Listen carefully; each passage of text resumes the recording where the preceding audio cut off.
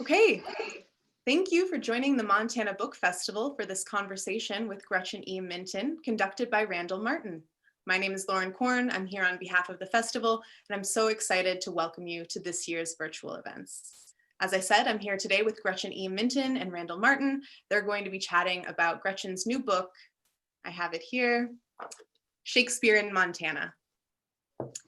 Gretchen E. Minton is professor of English at Montana State University, Bozeman. She has edited several early modern plays, including Timon of Athens, Troilus and Cressida, Twelfth Night, and The Revenger's Tragedy. She is the dramaturg for Montana Shakespeare in the Parks and Bozeman Actors Theater, and her directorial projects include A Doll's House in 2019, Timon of Anaconda, 2019 to 2020, and Shakespeare's Walking Story in 2020. Randall Martin is professor of English at the University of New Brunswick. His most recent book is Shakespeare in Ecology from Oxford University Press. He has co-edited a special issue on Eco-Shakespeare and Performance with Evelyn O'Malley for the journal Shakespeare Bulletin. It includes a chapter by Gretchen Minton on the 2017 Montana Shakespeare in the Parks production of Macbeth. Currently, he is leading an international eco-theatrical research project called Cymbeline in the Anthropocene. Its website is cymbeline-anthropocene.com. So with that, I'm going to throw it over to Gretchen and Randall. Thank you both for being here. Thank you, Lauren. Thank you, Lauren, and for inviting me, and Gretchen for having me give you questions about your book, which I just loved. I love this book. Congratulations. It's such an eloquent book. It's such an entertaining book. And it's just a great pleasure to have an opportunity to chat about it. Well, thank you. I appreciate that. Yeah. Well, let me start by saying there are many, many reasons why this book is entertaining and admirable and just great fun. I think among the reasons, I think the foremost for me was the fact that this is an amazing book in what it tells us about Shakespeare and Montana. Who would have known all of these things about Shakespeare and Montana? And how much your book shows that Shakespeare in Montana has become deeply embedded in the vibrant cultural life of the state. These things were unknown to me as a Shakespearean who follows global Shakespeare to some extent. And of course about Montana, about which I know much less, but I was still amazed. So I'd like to start a little bit about talking about your research for this book. As soon as you pick up the book, you can see before you even start reading that this book has been deeply researched. It contains an amazing collection of vintage photographs and images. And you can see, it's obvious that you've gone to archives, you've spent a lot of time there, and you've dug up lots of incredible facts and stories and myths about Shakespeare in Montana. So why don't we start by me asking you, why don't you describe for us a typical day in a town's archives? You've gone all across the state to towns large and small. When you went there, what were you looking for? What did you do? Okay. As you mentioned, there's such a wide range of material that I cover and types of stories that I tell, right? Everything from mountain men to mining camps to women's reading groups and educational systems and on through Shakespeare in the Parks. So it's a little bit hard to say what's a typical day, but there are different types of days that we had, and I had the great fortune to be accompanied by my husband Kevin and often our son Luke, going in archives together. So that was part of the fun. It was our road trips around the state. If we went to some of the bigger archives, like the ones in Helena or Butte, it was often a matter of working with these fabulous archivists and saying, this is what I'm looking for in terms of, say, the records of opera houses, or I'm looking for playbills, or for the journals from women's reading groups. And they would wheel up these carts with these gigantic linear files, and then, going through them, in a sense, sometimes looking for a needle in the haystack, though when the needles you're looking for are Shakespeare, they pop up much more often than you might think. So some of that is so great. And then just saying, hey, did you see this? Look at this. And then we would have the camera out taking pictures of programs, of playbills, of journals by trappers or by cowboys and things like that. And so it got to be really, really exciting as we would find that in archives. Some of the smaller towns, we just had wonderful experiences going to the old Carnegie libraries that would have a corner dedicated to the local archives, and people would just bring out books and say, I don't know what's here, is this useful to you? And sometimes we would go back into their book stacks. That was one great moment where we found an early 19th century edition of Shakespeare in the Virginia City archives that they didn't even know was there, but they kindly let us walk back there.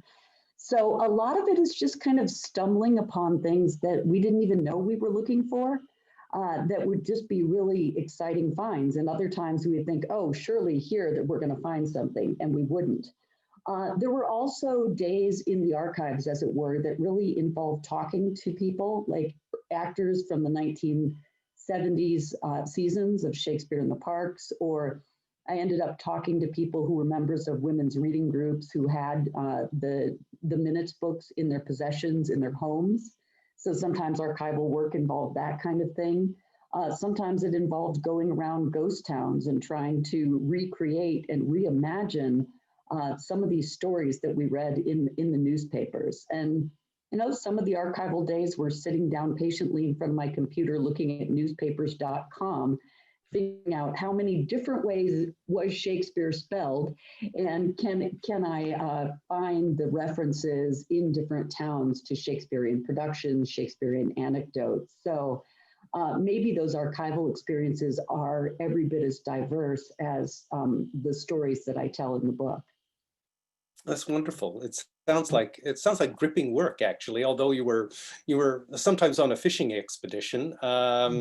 Sometimes there was a great haul. Yes. I wonder if you could give us an example of some of the most surprising things that you've discovered or you learned as you were doing your research. Well, I just felt like I learned so much about Montana. I mean, I moved here in 2006 as a Shakespearean scholar who, you know, thought, oh, I guess my Shakespeare research is going to be something I do either in front of my computer or when I have a chance to go to libraries on the East Coast or in England. And I didn't really imagine that I would be doing research throughout Montana this deeply. And it has been fabulous to learn more about the state, its diverse regions and people and history, and to really immerse myself in Western American history of the 19th and the early 20th century, in particular, things that I had no idea. And I suppose what I feel like I maybe learned the most about is mining camps and mining culture here with the gold rush here in the 1860s, and then leading up to the copper rush more towards the 1890s and the turn of the 20th century. And I felt like understanding the people's travel to Montana and the building of its cities around mineral extraction, and then what did that look like environmentally, but also what did it look like for a cultural life of a town like Virginia City or Butte, that these towns come up overnight. And suddenly there's a church, and then there's a theater, and people want to be entertained. And so learning about the itinerant companies who come through those cities and how hungry people were for that kind of entertainment brought Shakespeare to the stage. And so learning history from that perspective, I think, was a constant revelation to me. And I would never have known this had I not embarked upon this kind of a research project. Yes, and all the more surprising because you were a relative newcomer to the state and presumably didn't know, a great deal about it before you came. So this must have been just a revelation, these things, in some ways. Maybe we can flip that around and I can ask you, how has that knowledge changed your idea of Shakespeare? Because you arrived as a Shakespearean primarily, not a Montana local history expert. So how are these discoveries about mining and other aspects of Montanan economic and other cultural history changed perhaps the way you think about Shakespeare or approach Shakespeare? Yeah, that's a really interesting question. Like you, I'm interested in global Shakespeare, but I think for me, that always tended to, what sorts of productions were there in India or in various countries in Africa? What did that look like? And to look at my own state's history, what I never cease to be amazed by is how people throughout the decades of Montana's history and all over different corners of the state, from the cities to the most remote rural areas, Shakespeare just seemed to be of interest to everyone, like that endless malleability and adaptability that Shakespeare gives to us all. And I loved seeing the ways in which his stories and his words seem to speak to every person, every situation, every moment in history, every landscape of the state. And that gave me an increased appreciation for Shakespeare's adaptability. But also, I think what it made me understand is very much that it's okay to take Shakespeare, as it were, out of context. Because I remember when I first started on my teaching career, my career as a scholar, I would say, oh, well, people shouldn't quote that Polonius bit from Hamlet because they don't understand the context in which that's immersed in the play. And Polonius is an idiot. And so you shouldn't take "to thine own self be true" literally. But, people take out of Shakespeare what they want to take out of Shakespeare and adapt it to their own circumstances, very much like they do the Bible. Right. And, the Bible and Shakespeare travel one in each saddlebag, right, in the development of white settlement in Montana. And, learning more about Shakespeare's own time period, people always took Shakespeare out of context. The thing to do was to have a commonplace book and to find a line from a play that you liked and write it down in your own little book so that you could use it later. So taking words and phrases and moments out of context is something that people in the 16th and 17th century didn't have a problem with. And I think the research in Montana in the 19th to the 20th century has really made me a lot more comfortable and excited about the innovations that come with that taking Shakespeare out of context, or recontextualizing it to this state and its history. Yes. Mm-hmm. When you talk about it and put it that way, it reminds me of one of the things that is particularly prominent in your book is your attention to women and how women read and performed Shakespeare and how they used Shakespeare, how the impact on Shakespeare affected the way women thought about their roles in society, how they could find voices in society, their rights in society. I wonder if you could talk a little bit more about how Shakespeare has, directly or indirectly, affected the roles and the way women see themselves in Montanan society.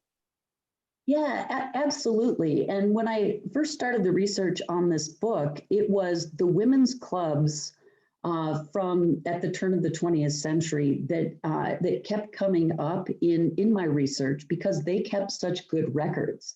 And so throughout various archives, both public and private, there are still all these programs that the yearly course of study that these groups did. There are minutes books, there are ledgers, there are details about the refreshments and who was hosting the meeting at any given moment. And because they took such good records of what they were doing, I was really able to delve into a deep study of that. And one of my first articles on this material was a separate article all about women reading Shakespeare at this time period. But like you were referring to, certainly women who moved here, they were the vast minority in what was a male-driven exploration and mining culture and all of that. And when women came here, they clearly wanted to domesticate things and think about education and think about their role as women on this quickly developing frontier. And it's amazing the courses of study, how well read they were. And a lot of times women's reading groups throughout North America were connected to kind of central parent organizations on the East Coast. Montana women kind of quickly threw aside those parent organizations and said, we can do this on our own. And they would be reading and then performing these plays and discussing in detail female characters in Shakespeare's plays. And in states like Wyoming and Montana, the women's suffrage movement was happened more quickly, and society out here was more receptive to it. And there are discussions that they would have about Beatrice and Benedict, or about other Shakespearean heroines, you know, such as Rosalind or Portia. And they were making direct connections to the notion of Shakespeare's outspoken female heroines and their own ambitions in terms of women's suffrage. And so the history, Montana's proud history in this is that Jeanette Rankin was the first female member of the House of Representatives. And in fact, she was elected to the Montana representative to the House before women even had the right to vote. And she too was involved in women's reading groups like this. So looking at that whole history and how Shakespeare's characters are tied to women's self-improvement, women's voices on the frontier and the early settlements of Montana, I think it's a story that just came together really quickly, and a deep and rich history as well that I found when researching the book. Yeah, so Shakespeare's impact has really been transformative socially and politically. Mm-hmm. Yes. That comes out, that reminds me also of, you also talk about and give quite a bit of attention to marginalized communities as well. I mean, women were marginalized too, especially at the beginning of the state's history, because as you said, it was very much an all-male society. But you also give attention to Jewish actors and performers, African-American actors and performers. How has your focus on those contributions to Montanan society through Shakespeare changed your ideas about the very complex nature of Montanan society? It's very, you mentioned the word diversity. I think that's one of the things that comes out in the book, and all of these amazing discoveries is the diversity of the engagement culturally, politically, socially with Shakespeare. Can you say something about those communities? Yeah, absolutely. And I suppose a preface is to say the obvious, which is that Montana is a very, very big state. That's geographically true, but it's also true in terms of its scope and the types of people who did immigrate here. I mean, if you look at the history of a town like Butte, right, absolutely a polyglot town, and there were dozens of languages being spoken at the mines. So many different types of people came out here. And it was really fun to find evidence of like you mentioned, this Jewish engagement with Shakespeare, in particular through a character like the actor Daniel Bandmann, who was German Jewish and toured the world and eventually decided he wanted to settle down in Montana and become a cattle rancher. And there are these great stories about him throughout newspapers. I mean, people never tired of talking about Daniel Bandmann because he was a very, very colorful character. He played Shylock throughout his life, but he also played many other characters. And when he first came here, part of what he did was go up to some communities that were still German Jewish and deliver Hamlet in German. But then he would go down to Butte and play in the big opera houses as well.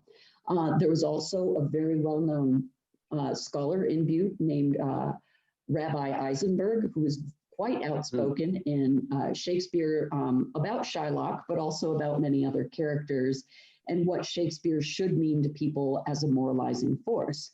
So uncovering stories like this shows, you know, that it wasn't just one type of settler or one type of actor who came out here.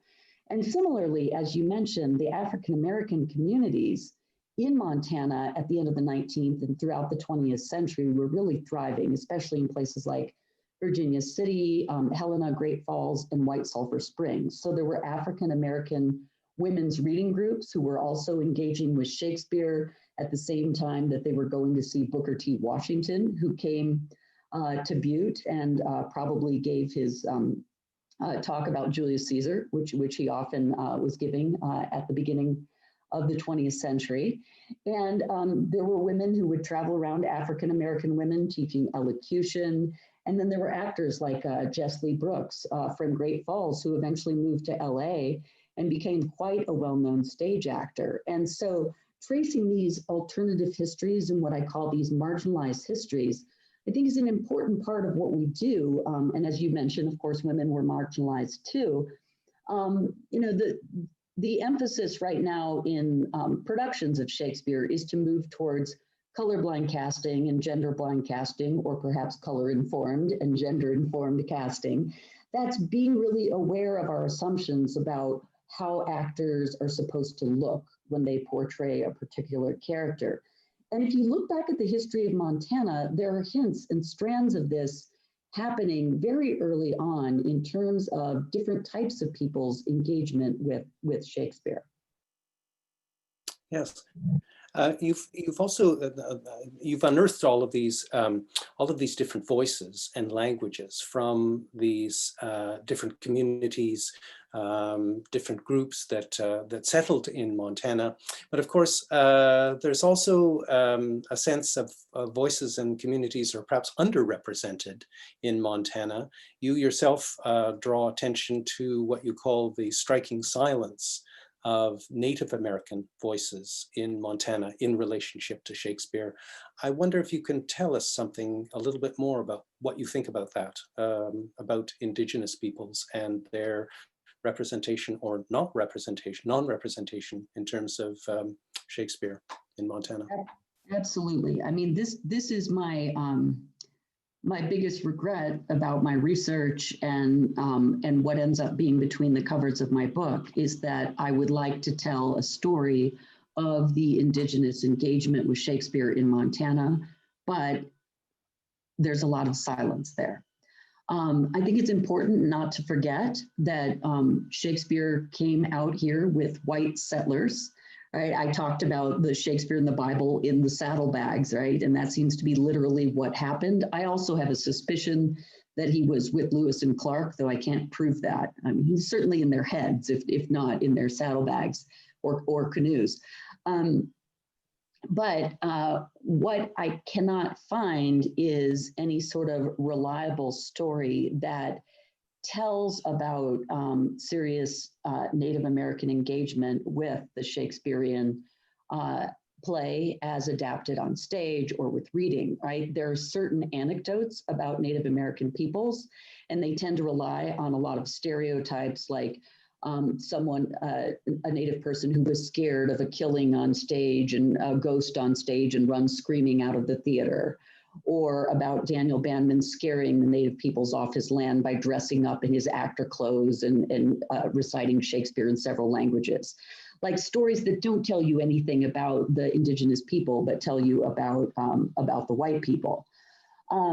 I looked through the records of some boarding schools and tried to figure out if in the educational system there was any attempt to also teach Shakespeare. But from what I've seen, it doesn't look like that was ever part of the boarding school curriculum. Instead, it was determined that the Native people should be taught trades, things like that. So the silence is quite indicative, of course, of Montana history and much of the history of the Western US. There are, I think, more recent hints that we could tell more complex stories or use some of what's happening more recently in order to ask, what does Shakespeare mean, or could Shakespeare mean to some Native communities? One example that comes to mind is at the Northern Cheyenne Reservation, the Lame Deer School for years now has engaged with Shakespeare in the Schools, which is Montana Shakespeare in the Parks fall educational tour. And year after year, those actor educators have come and worked with students and teachers at the Lame Deer School.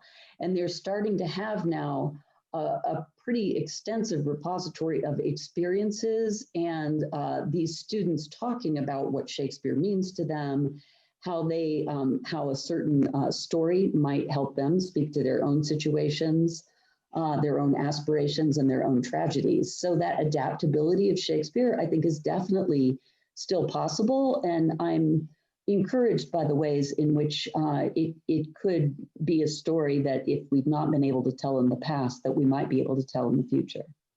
Yes, so Shakespeare might become some kind of bridge towards reconciliation between between settler culture and Aboriginal or Indigenous culture. Yes, rather than being seen, I think, as many my experiences in Canada, where Shakespeare is seen very much as white culture and colonial imperial culture that was imposed in a colonial system, and therefore Shakespeare speaks for the white man, and therefore we don't want anything to do with Shakespeare. But on the other hand, there's a lot of directors and actors recently who have flipped that around and used Shakespeare as some kind of reconciliation vehicle. And I hope that perhaps it sounds as if that's beginning to happen a bit in Montana, and I hope that continues. Changing the subject a little bit, but maybe thinking about going back to the your opening remarks about those mountain men that traveled with through Montana with the Bible on one side and Shakespeare on the other side in their saddlebags. When they went through the landscape, of course, they were, as anybody is, as I hope to be someday, amazed by the natural beauty of the state. And another one of the strengths of your book, I think, is how you make the natural beauty of Montana come alive in your book. As you're telling the story of Shakespeare's reception in the state. Of course, it's a natural environment that is very, very different, completely different from Shakespeare's land and in the early modern period. So I wonder if you can say something about how does Shakespeare, writing from early modern England with a completely different landscape, added completely different attitudes in some ways to environments and natural landscapes, how does he possibly speak to Montana, to a geography that was completely unknown to him and completely different? How does that happen?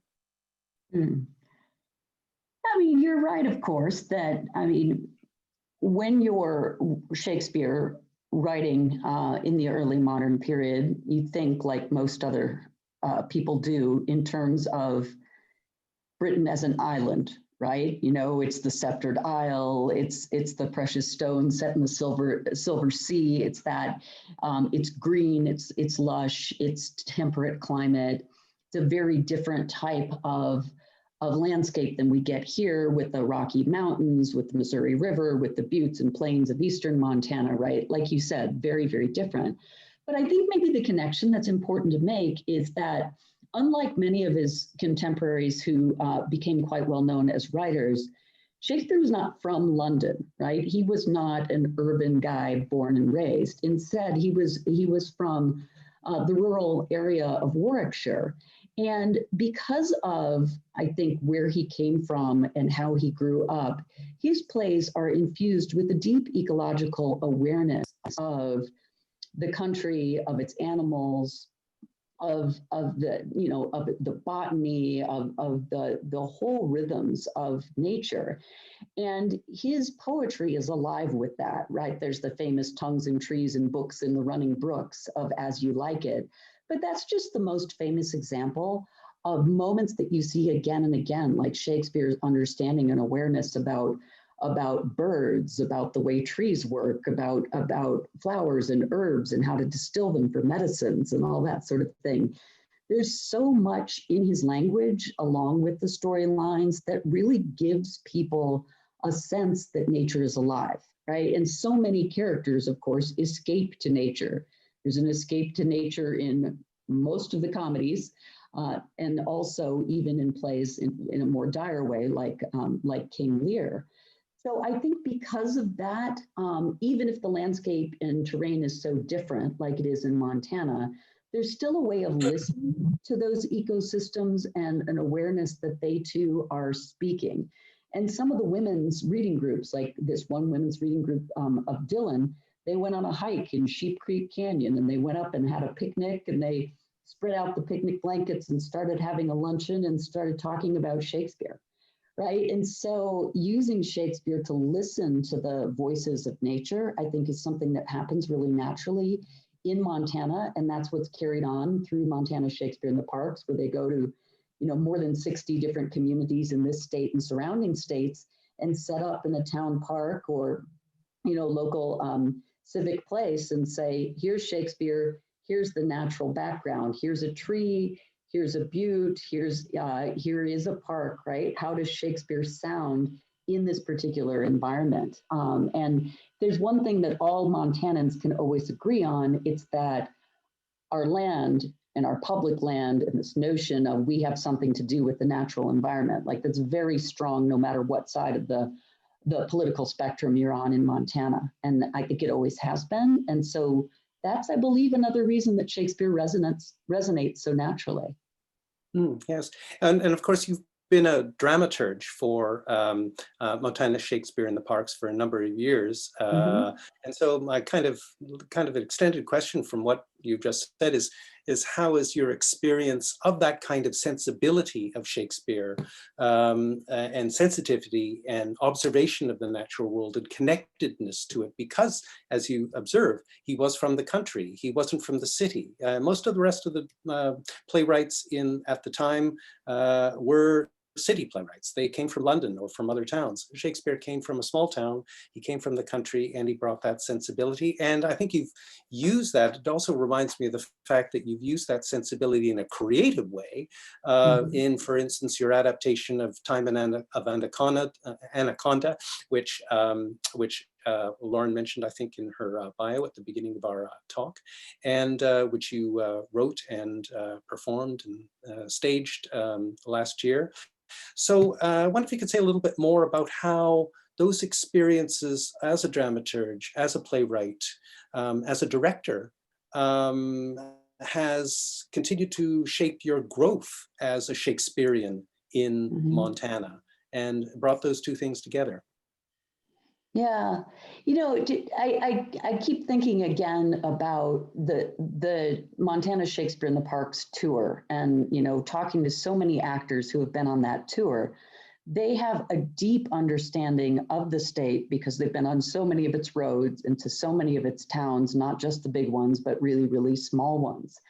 And having traveled around to see the plays in some of these various locations, I'm always struck by how a play means something different when it's in a different site, right? This of course should be obvious in a way, but I think sometimes we underestimate the power of what does it mean to be in front of an audience of 1,000 people in Bozeman versus an audience of 50 people in Forsyth? Or, what does it mean to be up on the High Line listening to a coal train go by in Malta versus what does it mean to be under a bunch of willow trees in Charlotte or against this kind of natural backdrop of the buttes at Makoshika State Park? Like how a play sounds and what it looks like based on your, not just the background, but the whole immersion into that audience. I think that makes such a big difference. And the immersion in a physical site I see as parallel to immersing Shakespeare in a historical, imaginative site as well. So what I did with the Time of Anaconda adaptation is I adapted this play, which is about failed friendship and boom and bust economies and degradation of everything, the natural world and the human world, is I adapted it to 1960s and 70s Butte, when really the economy of Butte finally definitively collapsed. And to do that and actually do it in Butte, where you were overlooking the head frames and and the buildings that still stand of Uptown Butte, but also the Berkeley Pit, like all of those physical sites help infuse the play with meaning that helps people imagine new ways of interpreting Shakespeare. And it helps them think about the relationship between the past, but also our potential futures.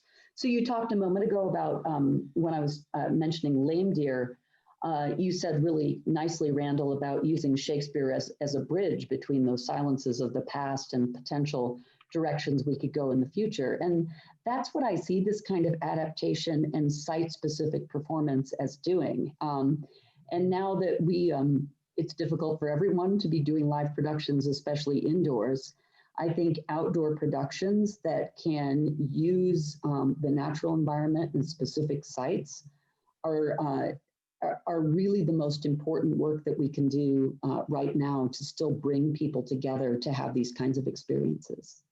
Oh, you showed that so brilliantly in Time of Anaconda, which I didn't see in person, but I watched on video, and it was so exciting, and it makes me think in a slightly self-interested way, forgive me, that you'll be bringing some of that site-specific focus and experience in a production of Cymbeline with the Montana Shakespeare in the Parks to the project that I'm leading, Cymbeline in the Anthropocene.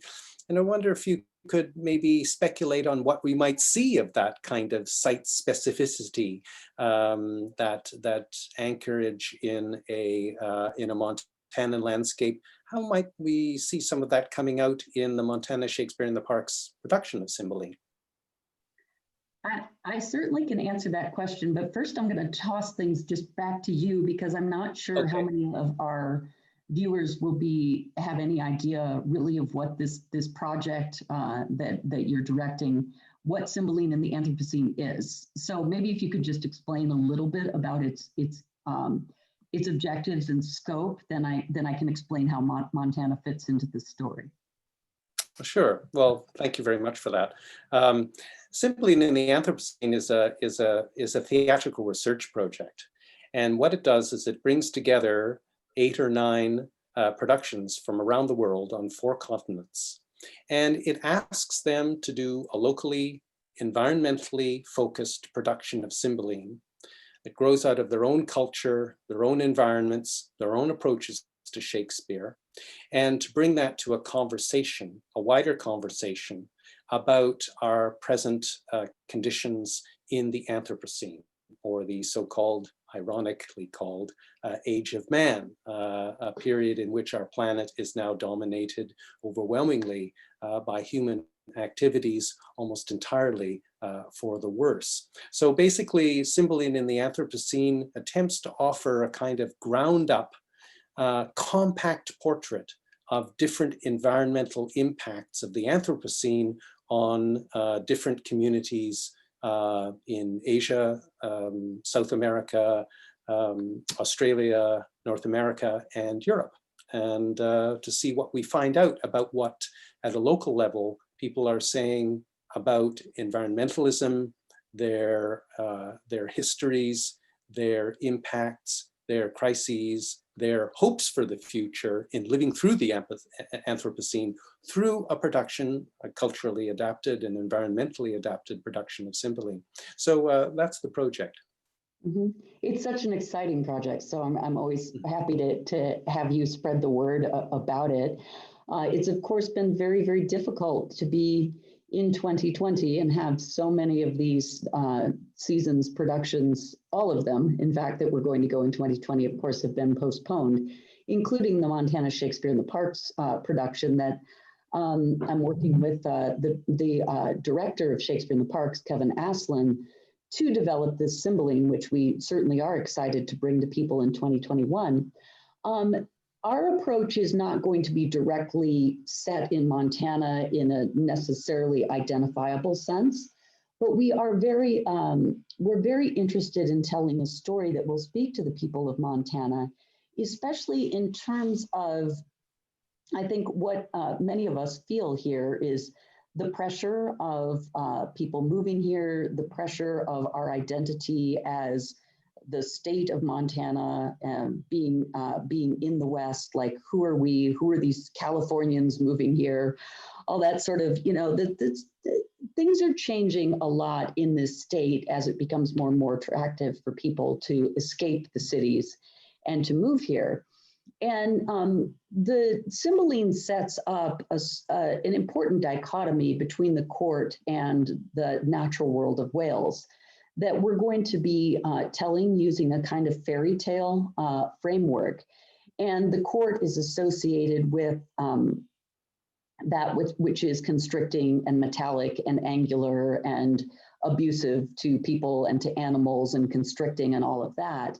And the main character, Imogen, leaves the court and finds in nature a different holistic model, a different way of living that has an impact upon reciprocity with nature, with husbandry, with gender roles, and with humility. And all of that is lessons about rebuilding and recovering from the traumas of the past.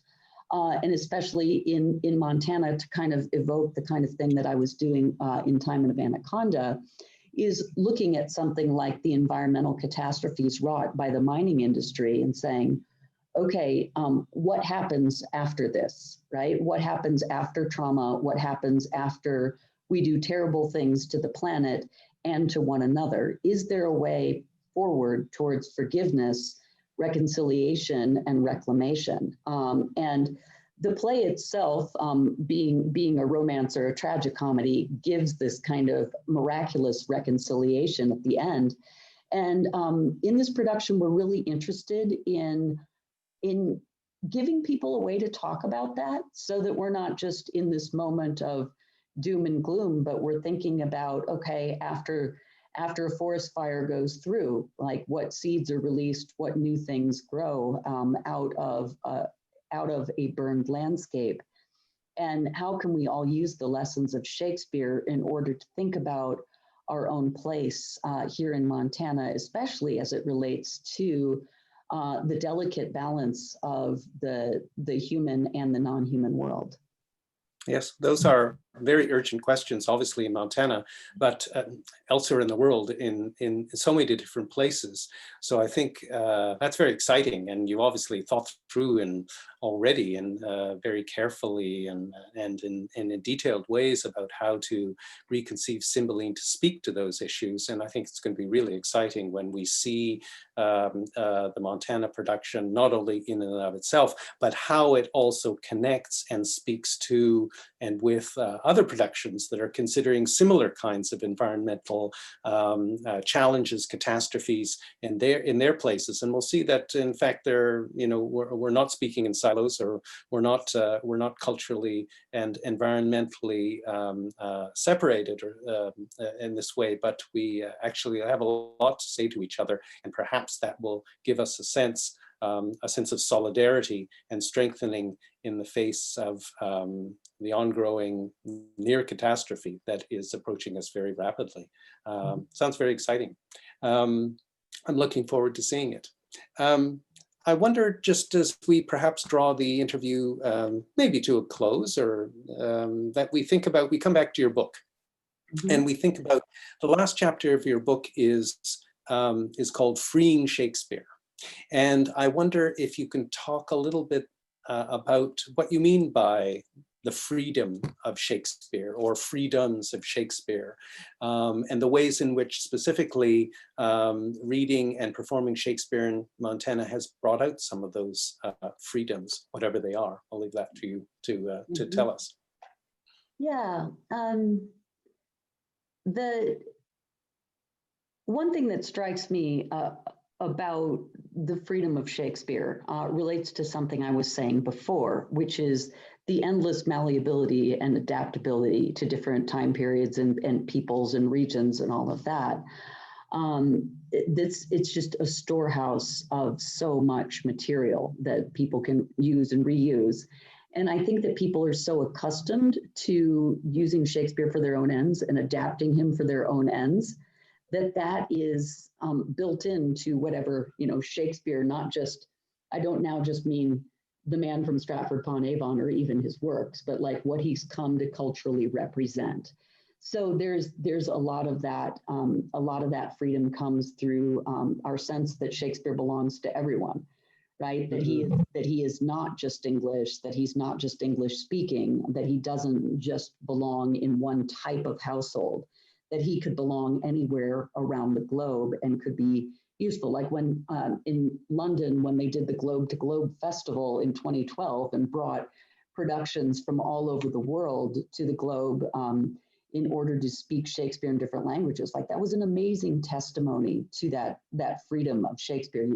Throw off the chains of those stuffy stiff-collared guys from the BBC filming of the plays in the 70s and 80s, right? That I think that we all had enough of.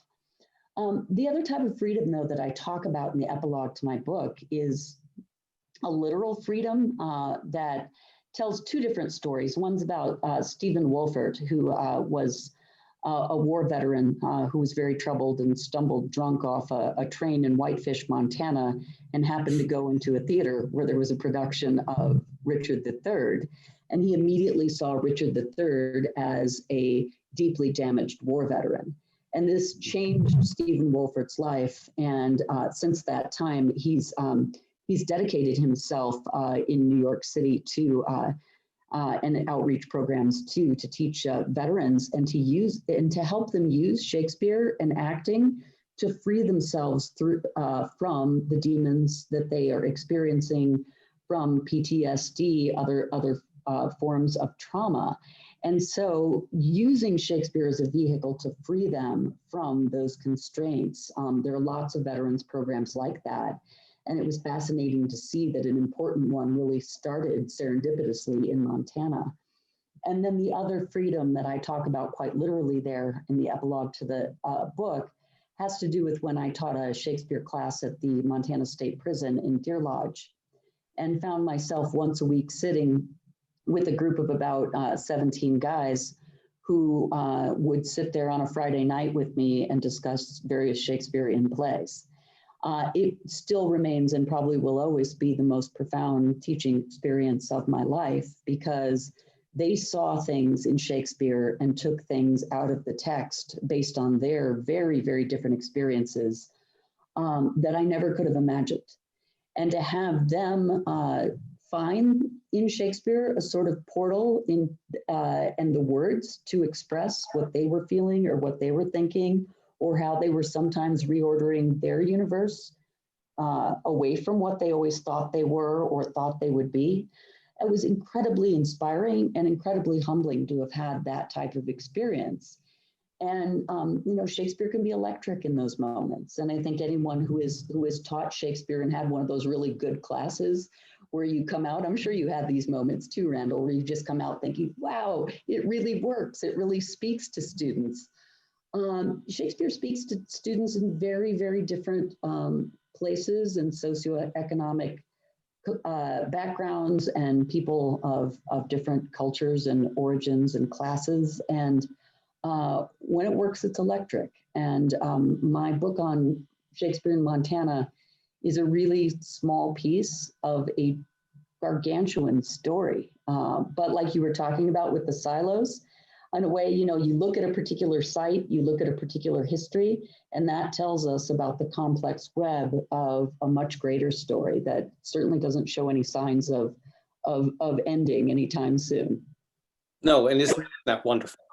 And that's what your book conclusively shows in a wonderfully entertaining way, that Shakespeare is in the here and now and continues to be in the here and now. And those two wonderful anecdotes, they are terrific, just as human interest stories, but also clinching, of course, the overall themes of your book. And they really solidify the arc of your book, that it begins in history.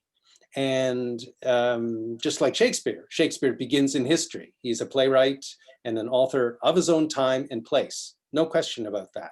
But the arc of that journey now is into the here and now, is as a contemporary writer. And I really think your book succeeds in showing that Shakespeare is our contemporary and is meaningful to contemporaries, not only in Montana, of course, but elsewhere. Even if you haven't been to Montana, you're still aware of that fact that, wow, this is he still speaks to people, speaks to people's problems and imaginations right now, and continues to do so very successfully. So that is just wonderful, the way you end the book with that kind of elegant wrapping up of your entire journey through the archives and into the modern moment. Well, Gretchen, thank you very much. I've continued to learn more about your book in just hearing you in the last few minutes talk about how you've gone about researching your book, your expansion on some of the vital themes of it. And once again, congratulations. Your readers, if they haven't already discovered your book, are going to be in for a treat, not only in Montana, but outside the state. Well, thank you so much, Randall, for asking me such lovely questions. They gave me an opportunity to talk about a wide variety of topics. It was really, really fun. And thank you to the Montana Book Festival and Lauren for setting this up so we have the opportunity to have this chat. Thank you both so much. It was on the other end, on the audience end, that was like a deeply moving conversation. I'm really glad that I was present for it. To those who are watching right now, this video right now, you can purchase Gretchen's book at factandfictionbooks.com, and you can purchase Montana Book Festival merchandise at montanabookfestival.com.